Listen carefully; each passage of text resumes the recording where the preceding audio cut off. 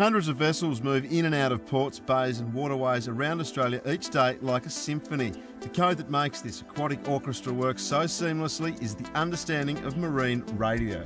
Whether a sea kayak, runabout, ferry or cruise liner, it's only when everyone understands and uses the right channels and protocols that it can all work together. Welcome to ACMA TV, and today we're going to visit some of Sydney's best boating locations to hear from the experts about marine radio. Even the best prepared boaters can run into problems, and that's why it's so important to not only have but know how to use your VHF radio. That's exactly right. Now, there are two main types of marine radio for non-commercial vessels. They are marine VHF and 27 meg.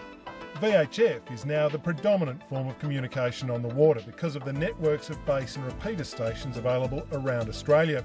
VHF radios have much better coverage, range, not to mention less interference than the older 27 meg radios. In every state in Australia there are dedicated teams of marine rescue workers, from volunteers to police. These teams work around the clock to ensure the safety of recreational boat owners and commercial vessels. We're here at one of Australia's oldest and most iconic signalling stations, South Head in Sydney.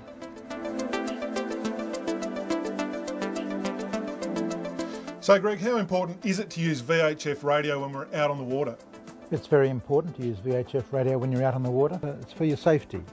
You should do a radio check before you go out. You should listen for weather and warnings. Priority warnings are broadcast immediately.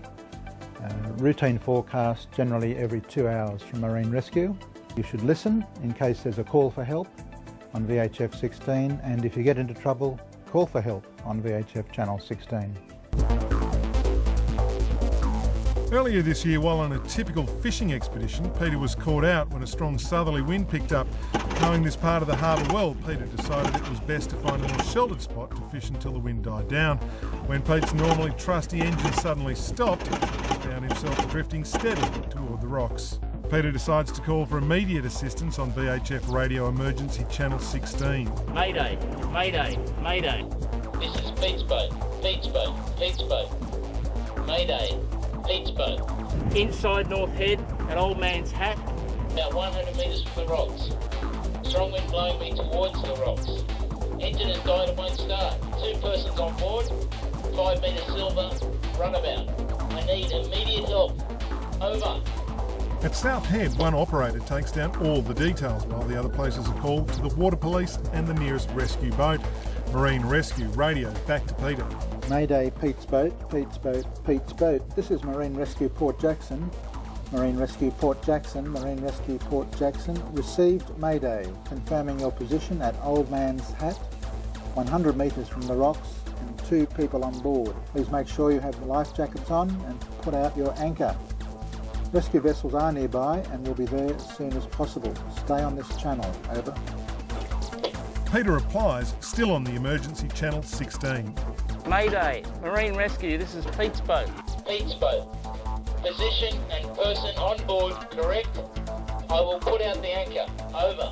Marine Rescue Port Jackson, having now spotted the distressed vessel through the binoculars to confirm the position, puts out a call to all nearby vessels. Mayday relay, Mayday relay, Mayday relay. All ships near North Head, all ships near North Head.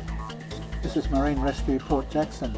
Marine Rescue Port Jackson. Mayday relay, Pete's boat. Silver 5 metre runabout being blown toward the rocks at Old Man's Hat. Position south 33 degrees 49.3. East 151 degrees 15.4.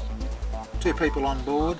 Any vessel able to assist, please call Marine Rescue Port Jackson on this channel and advise your position and the assistance available. Over. Meanwhile, the water police and a marine rescue vessel have been dispatched at high speed. Pete's boat, this is Marine Rescue Middle Harbour 30. We have received your mayday and are proceeding to your location at all haste. Out.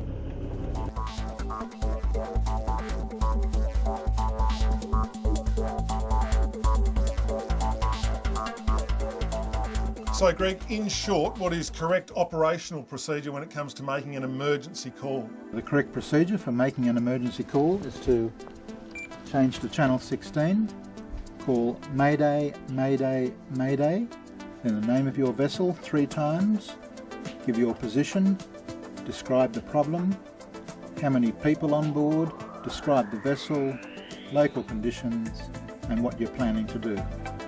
Leave your radio switched on and tuned to channel 16. This is so you can hear and respond to any distress calls. Always call on channel 16, then switch to a working channel. Use channels 72, 73 or 77 to call and work with other vessels. Use channel 73 to call and work with a coast station, and when finished, resume listening on channel 16. Remember your manners and no swearing. Be accurate, brief and clear. Greg, why is it important to have good microphone technique? It is important to have good microphone technique to convey your message clearly. Put your thumb on your cheek and speak across the microphone with a steady rhythm to avoid any distortion.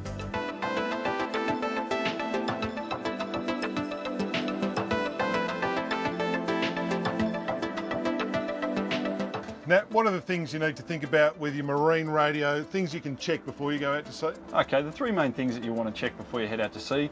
The first one would be the radio unit itself and the handset. So obviously you want to make sure it turns on, all your channels are lighting up so you can highlight your channels.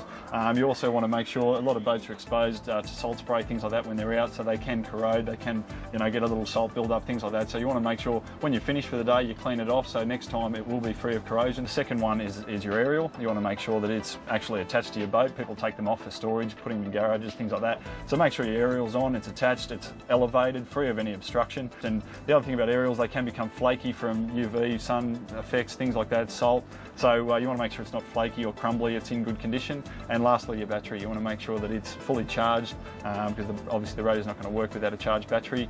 Some people like to have a separate battery bank purely for their radios as an extra safety sort of consideration. They believe that, if everything else fails, your electronics, that's fine. You've got the extra battery there purely for your radio for that emergency situation if it arises.